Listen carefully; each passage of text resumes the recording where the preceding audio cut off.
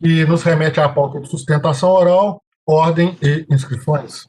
Qualquer pedido de substituição de advogado para fazer a sustentação oral, favor solicitar à nossa secretária adjunta, doutora Cláudia Lúcia Campos Zamorano, organizadora, dentre os participantes. A 10ª turma tem hoje a composição do excelentíssimo desembargador, doutor Márcio Flávio Salem Vidigal, nosso presidente em exercício, excelentíssimo juiz doutor Vitor Salino de Moura Essa, será o segundo votante, e excelentíssimo juiz doutor Leonardo Passos Ferreira, terceiro votante. Contamos também com a presença do ilustre representante do Ministério Público do Trabalho, doutor Helder Amorim. Senhor presidente, estamos aptos ao início dos trabalhos.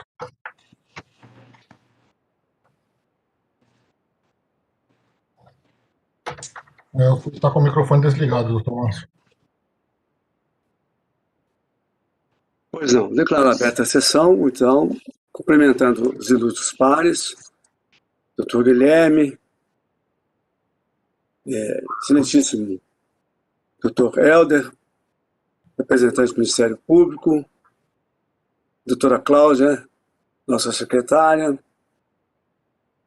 as advogadas, os advogados, desejando que todos tenhamos uma sessão tranquila e possamos atingir as nossas finalidades.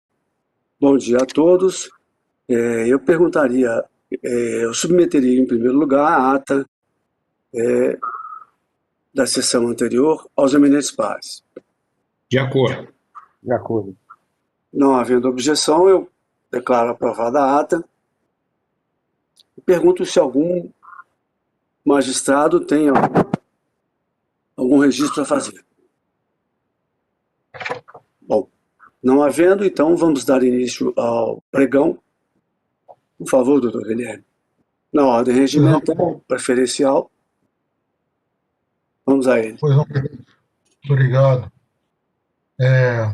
Será lançado no chat aqui o link que nos remete à ordem de inscrição, lançado pela doutora Cláudia Zamorano, doutor Renato Passos, que nos faz essa indagação.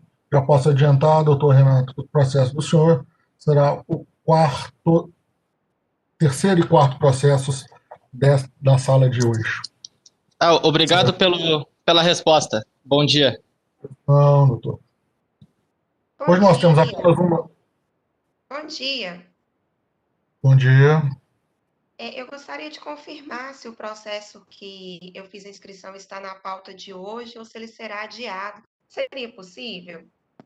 Pois não, a senhora poderia, no chat lateral aqui, fazer esse contato com a doutora Cláudia Zamorano. Ela verificará para a senhora.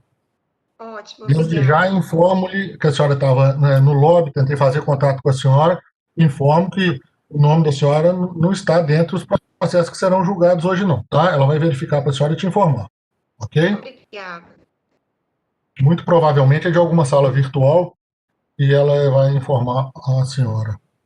Então temos uma sala hoje de processos telepresenciais da relatoria do excelentíssimo desembargador, Dr. Márcio Flávio Salem Vidigal. É a sala de 9 horas. Teremos 7 processos nessa sala para julgamento. Apenas 7 hoje.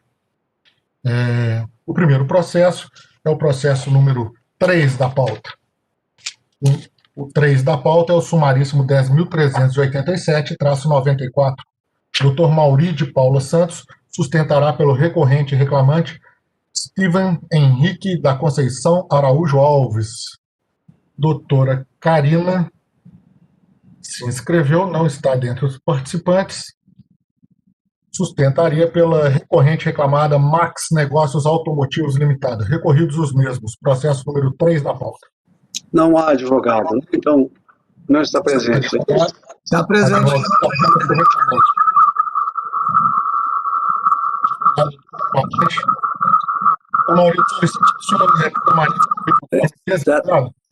Ok, obrigado. Até o momento da sustentação, devido à reverberação. Grato. Pois não, o advogado está presente?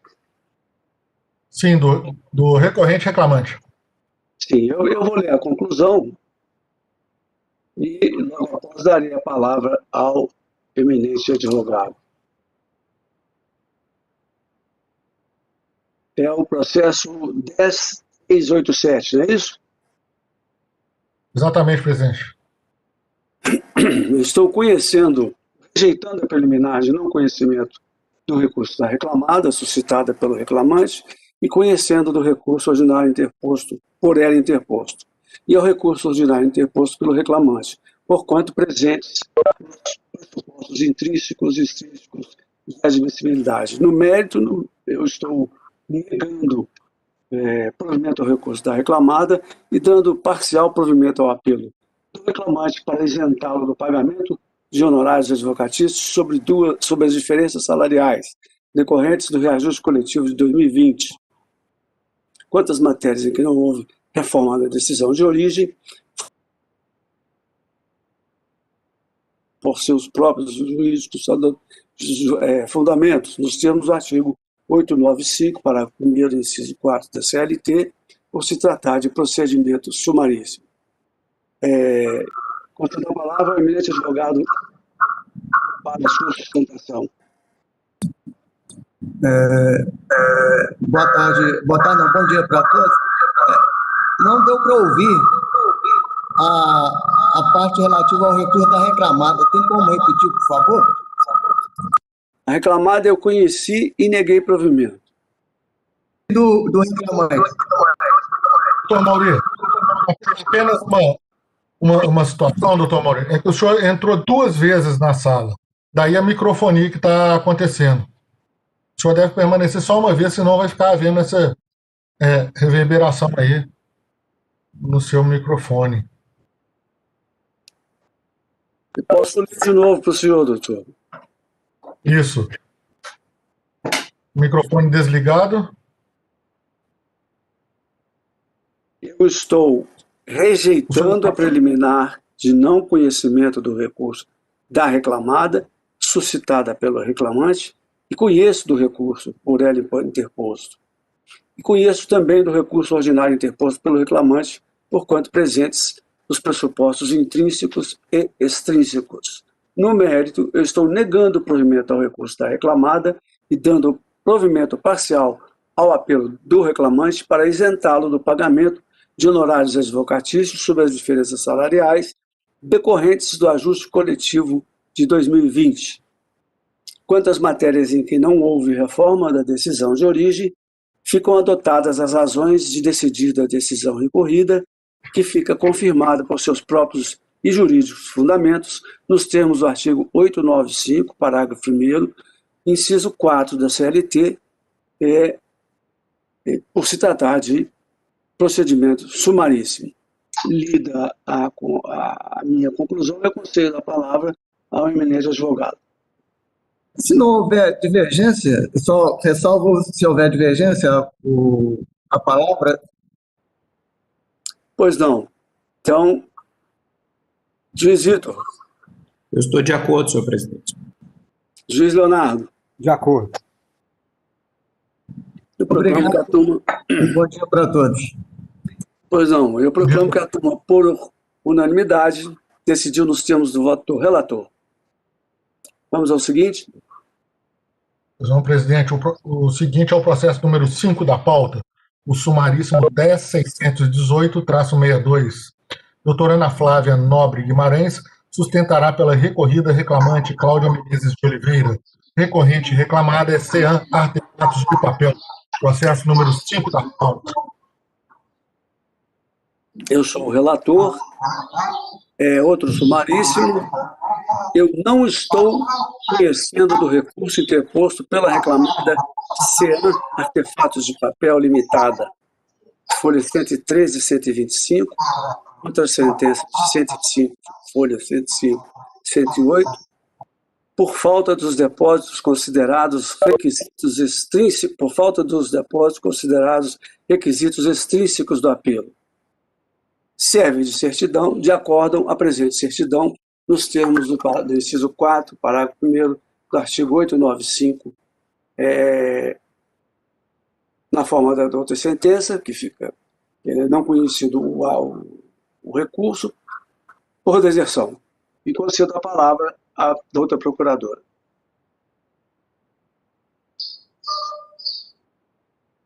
Bom dia, Excelência. Vou aguardar os demais votos. Caso tenha algum voto divergente, eu farei uso da palavra. Pois não. Alguma divergência? Não, senhor. Não, de acordo. Posso proclamar, doutora? Eu proclamo que a turma, por unanimidade, decidimos o voto do relator. Obrigada, bom trabalho a todos. Bom dia. Peço licença para me retirar da sala. Pois não. Vamos em frente, Guilherme. Perdão, presidente. O processo seguinte é o processo número 6 da pauta, meia dúzia. O agravo de petição 10.919-61. Doutor Renato Duarte dos Passos Filho sustentará pela agravante Associação Salgado de Oliveira de Educação e Cultura. O agravado é Elcio Barreira da Silva Castro. Houve inscrição para assistir da doutora Suzana Guedes Moraes, mas não se encontra dentre os participantes. 6 da pauta. Pois não. Eu vou direto à conclusão. Então, eu estou conhecendo do agravo de petição interposto pela reclamada e no mérito, negando-lhe provimento, custas pela executada, suporte 44 e 26, na forma do artigo 789-A, inciso 4, da CLT. É como voto. Não está presente a advogada, consulto se há divergência. O advogado, presidente, o advogado da agravante, reclamada, a associação, ele está presente. Está presente? Agravada que não está. Ah, pois não. Então eu concedo a palavra ao doutor Renato, não é isso, doutor Renato? Exato. Por favor, tem a palavra. Bom dia, Excelência. Primeiro, eu gostaria de cumprimentar essa colega da turma, Ministério Público e todos aqui presentes. Bom, a decisão agravada, em resumo, ela manteve a penhora realizada sobre o FIES ao argumento de que esses valores não se tratam de recursos repassados pela União para aplicação compulsória à educação. Segundo o que foi decidido, essas verbas são destinadas pela instituição financeira, que seria o banco que gere os valores, para que então sejam pagos as mensalidades dos estudantes. No entanto, Excelência, ao contrário do que foi decidido, as instituições financeiras são meras operadoras e garantidoras do FIES. Conforme consta na Lei 10.260 de 2001, o governo federal, por meio do Fundo Nacional de Desenvolvimento Estudantil, repassa os valores das instituições de ensino e os bancos apenas realizam a cobrança a cobrança e também servem de avalistas para o fundo, porque quem repassa as verbas para a instituição de ensino é o próprio FNDE, e o banco garante que esses valores sejam repassados e devolvidos aos cofres públicos. O próprio artigo 2º da Lei de Regência dispõe que o caixa do FIES são mantidos por conta única do Tesouro Nacional, e o artigo 6G dessa mesma lei, da Lei 10.260, prevê que a União é a maior financiadora do FNDE e, consequentemente, do próprio FIES. Os demais recursos que também compõem o fundo que garante o FIES são destinados por outros fundos públicos, como, por exemplo, o Fundo Amazônia, e, ao contrário do que foi decidido, quem repassa esses valores para o FIES é a própria União. E esses valores, efetivamente, têm aplicação compulsória na educação. Todos os valores ali destinados são pela União. Não é o banco que paga a instituição financeira, não é o banco que paga a universidade. Quem paga a universidade é a União Federal. O banco ele apenas garante que aqueles valores são destinados para instituições de ensino sejam devolvidos aos cofres públicos. Caso o aluno, por exemplo, não pague o financiamento, o que vai acontecer é que o banco vai cobrar com juros aquilo que ele devolveu à União. Mas os valores repassados pela universidade não são destinados pelo Banco do Brasil ou por qualquer outro banco que está gerindo o FIES. São destinados pela União Federal, pelo Tesouro Público. E por esse motivo, os valores efetivamente têm aplicação compulsória na educação. Eles não podem ser destinados para nenhum outro fim pela instituição de ensino. Ela não pode pegar aquele valor e, por exemplo, melhorar o jardim da universidade. Tem que ter uma aplicação efetivamente destinada para o ensino e para aquele fim para o qual se destina. Por esse motivo, Excelência, eu reitero o provimento do agravo de petição para que os valores penhorados a título de FIES sejam liberados, porque se trata de valor compulsório, de aplicação compulsória à educação. Essa é a minha sustentação.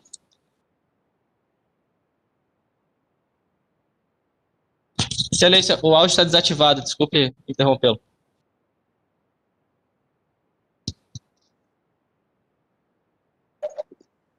Não, doutor.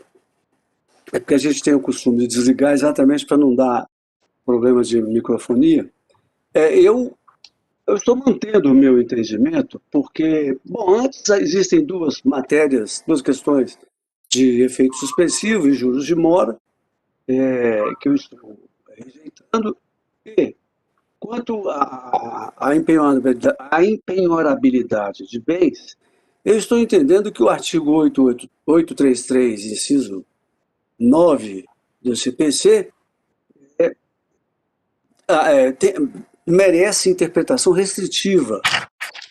E o valor que vem do FIES, ele depois, esse valor ele se transforma num fundo destinado à concessão de financiamento, pagamento a estudantes regularmente matriculados em cursos superiores não gratuitos e com avaliação positiva dos processos conduzidos pelo Ministério da Educação. As verbas são transferidas do FIES para a instalação mantenedora, passam a ter natureza privada, pois o FIES é uma espécie de empréstimo que o aluno faz para ser quitado após seu curso de ensino superior. Assim, por essas razões, e adotando decisões desse egrégio tribunal, nesse mesmo sentido, que foram relatores o desembargador Milton Tibal, o desembargador Oswaldo Guedes e a juíza doutora Sabrina, que hoje faz parte da nossa composição, eu estou, então, mantendo e negando provimento. É o meu voto. E indago ao doutor Vitor Salino o voto. Eu acompanho Vossa Excelência. Doutor Leonardo. Estou de acordo com o relator. Então eu proclamo que a douta turma decidiu nos termos do voto do relator sem divergência. Obrigado, Excelência. Ainda há um segundo processo, não sei se é ato contínuo, ou se eu fico na sala. Sim, será o próximo a ser julgado. Dr. Renato Passos está inscrito no processo número 2 da pauta. 2 é o sumaríssimo 10.290-56. Recorrente reclamado é também a Associação Salgado de Oliveira de Educação e Cultura. Recorrido reclamante é Denis Mauro Rodrigues de Souza, 2 da pauta. Eu vou ler a conclusão e depois concedo a palavra ao doutor procurador. Estou conhecendo do recurso ordinário interposto pela reclamada e dando-lhe provimento parcial para determinar que se proceda à aplicação da TR como índice de correção monetária até a decisão final pelo Egrégio Supremo Tribunal Federal, que definirá a matéria assegurada às partes, a inocorrência de preclusão quanto ao tema, e também para reduzir os honorários advocatícios devidos pela reclamada de 10% para 5% do valor do crédito do obreiro apurado em liquidação de sentença. No mais, serve de acórdão a presente certidão por se tratar de procedimento sumaríssimo, estando à disposição para qualquer esclarecimento, evidentemente. Com a palavra, o doutor Renato. Opa, satisfaz, Excelência. Satisfaz? Alguma divergência? Não, senhor. Não, de acordo. Então eu proclamo que a Egrégia Turma, por unanimidade, decidiu nos termos do voto do relator. E assim se decide. Obrigado, Excelência. Bom dia. Por nada, bom dia, doutor. Doutor Guilherme. Presidente, o próximo processo é o número 1 da pauta. É o sumaríssimo 10.155-45. Recorrente reclamado é a CSN Mineração. Recorrido reclamante Alípio Santos da Silva. Houve inscrição do Dr. João Neto Príncipe Palles, não está dentre os participantes, nem houve pedido de substituição. Processo número 1 da pauta. Bom, a conclusão, eu estou conhecendo do recurso interposto pela reclamada e, no mérito, negando-lhe provimento, mantendo a decisão de primeiro grau por seus próprios fundamentos, acrescento a outros que posso esclarecer se for o caso, mas estou negando o provimento. De acordo, presidente. De acordo? De acordo. E assim se decide nos termos do voto do relator por unanimidade. Processo seguinte, presidente, é o penúltimo da sala, é o número 4 da pauta, 4, o RO 10.398-50. A doutora Kelly Cavoli Moreira da Silva sustentará pelo recorrente reclamante José Ronaldo Souza Pereira. Recorrida reclamada é a XCMG Brasil Indústria, 4 da pauta. Então, eu vou ler a conclusão, depois passarei a palavra à doutora, se for o caso.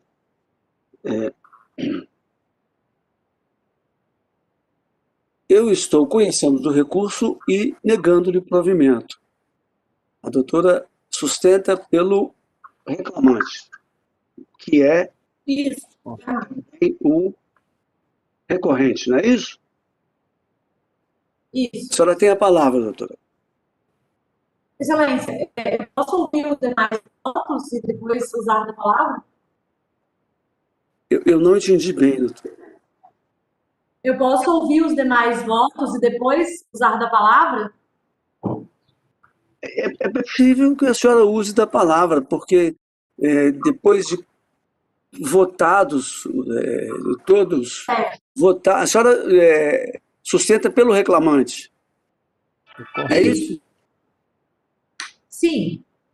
É preferível que a senhora se manifeste, porque depois de manifestados todos os votos, aí já teremos a decisão.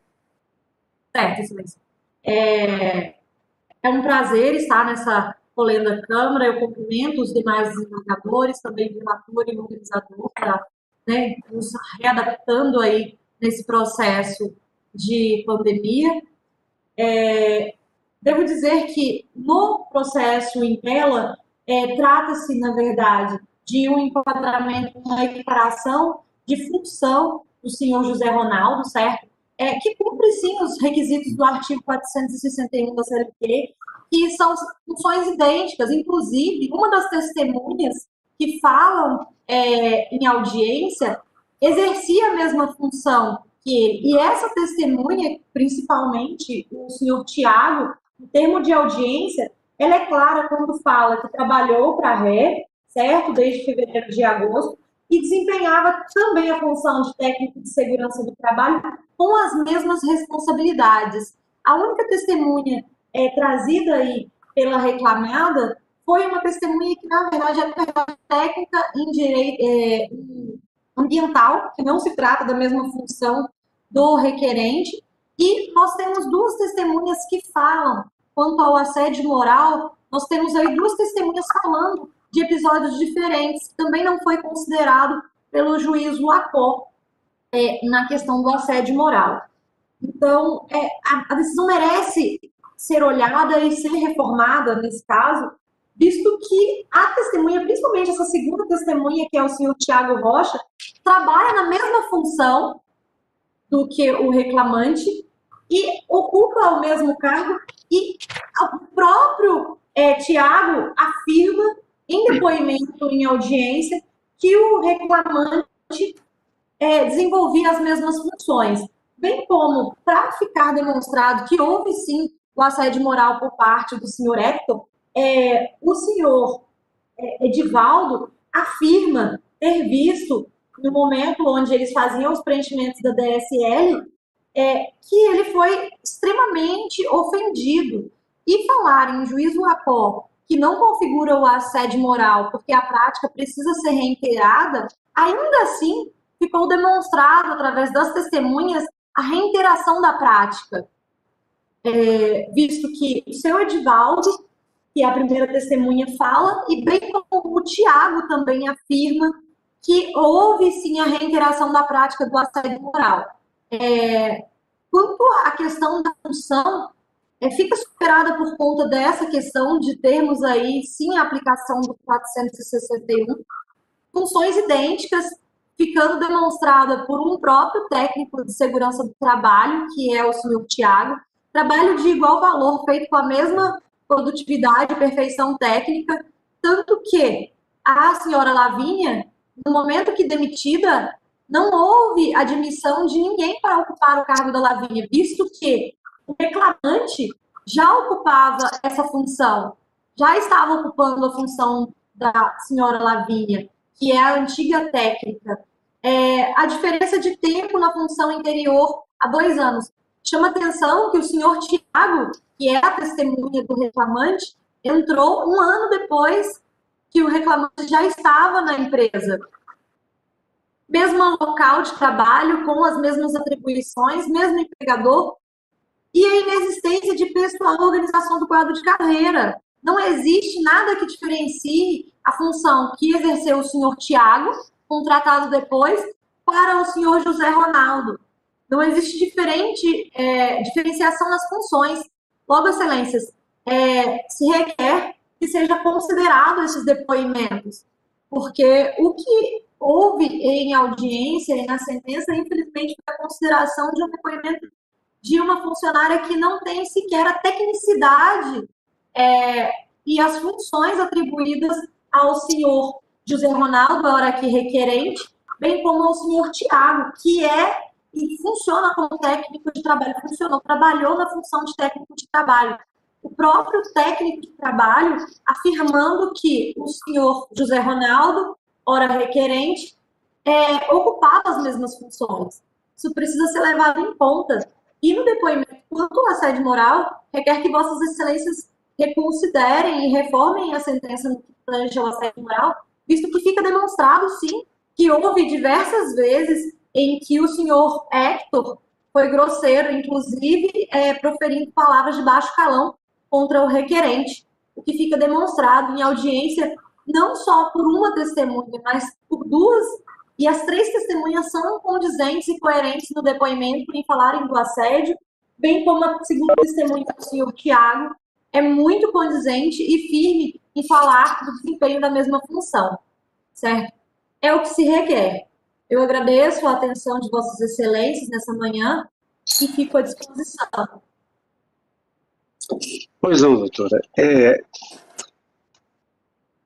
Eu estou conhecendo do recurso. Agora, quanto à equiparação salarial, nós temos prova nos autos, inclusive testemunhas do reclamante.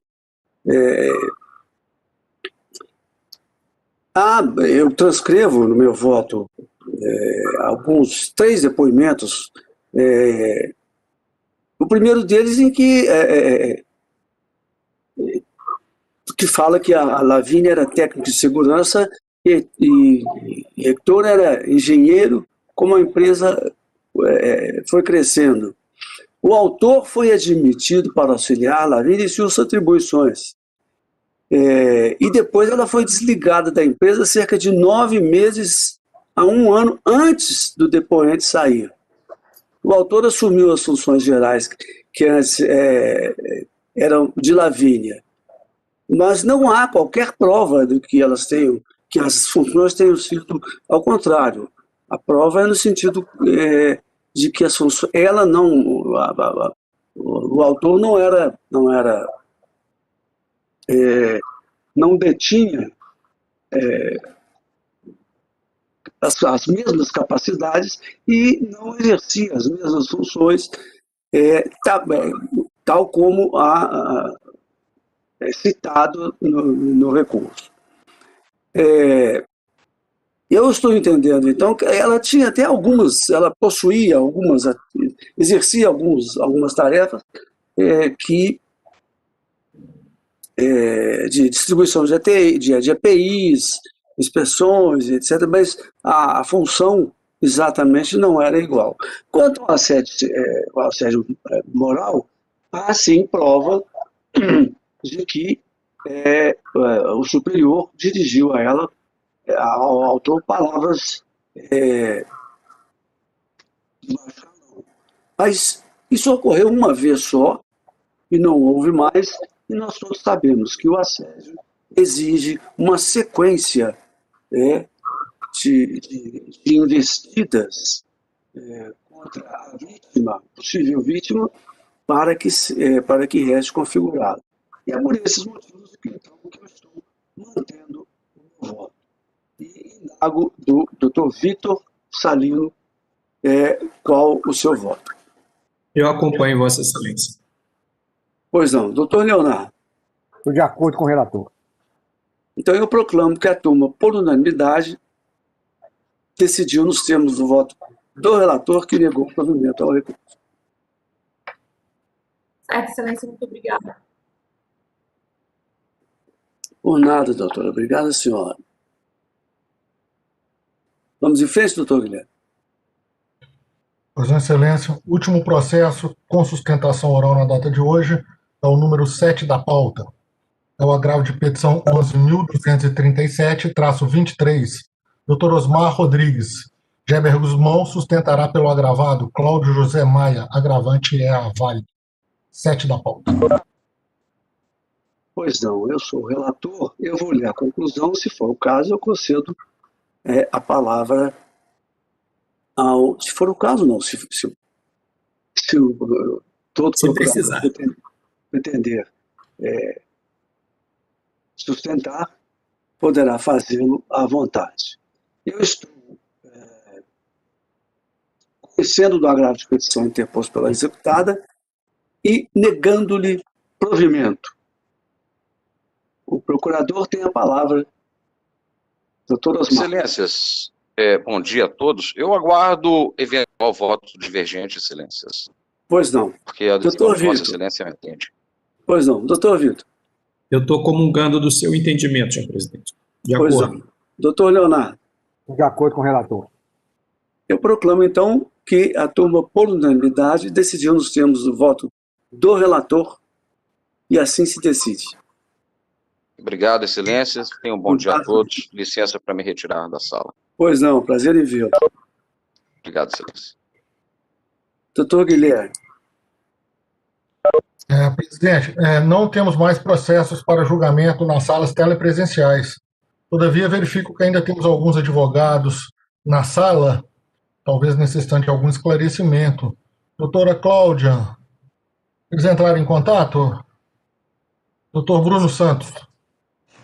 Pois não, eles entraram em contato sim, estão inscritos na sustentação da sala virtual.